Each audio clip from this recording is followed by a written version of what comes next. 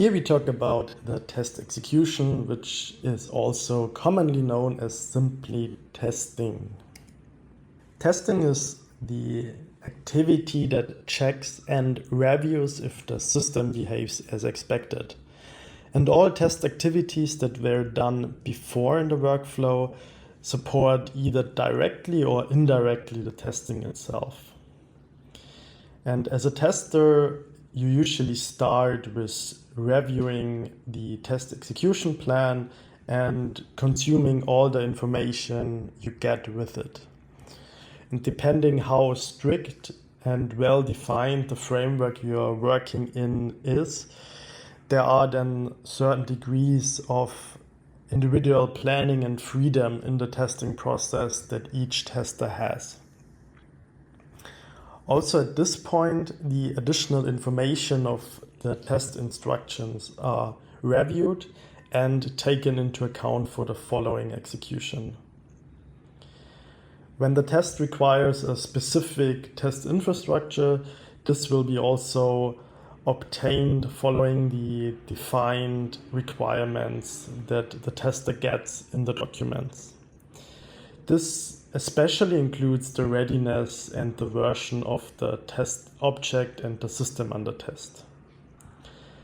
As soon as the completeness and readiness is ensured, the test execution of the test cases following those instructions can start.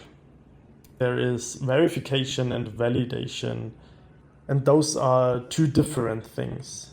Verification checks if the behavior is as specification expects, and validation, on the other hand, has a much broader and more open view, and also reviews the specification and the actual behavior independent of the requirements. In a holistic system test, the testing incorporates both verification and validation. This is because the product and test specification can be flawed, of course, as we all make errors. And also in complex systems, it is difficult to predict during the specification phase what certain requirements do and how they affect in context of the whole system, and also how the features look and feel in the end. Verification can make sense for lower level testing, as well as for certain test teams that have limited product insights. Here we also should talk about test sessions, which are time-based entities in which a tester executes tests. A test execution plan is ideally portioned and planned to be executed within one test session. However, it can be also split due to different reasons. Time constraints are the obvious ones, but also breaks if clarifications are needed, or retests of failed and cancelled tests at a later point in time. Having a comprehensive test documentation is very important of both positive and negative results. Usually the test documentation is based on the test management system, where also the test cases or the test execution plan is documented. And there you store information that is based on the test session, like who tested, where tests were executed in terms of test infrastructure and configuration, when it was tested, and information of the system under test.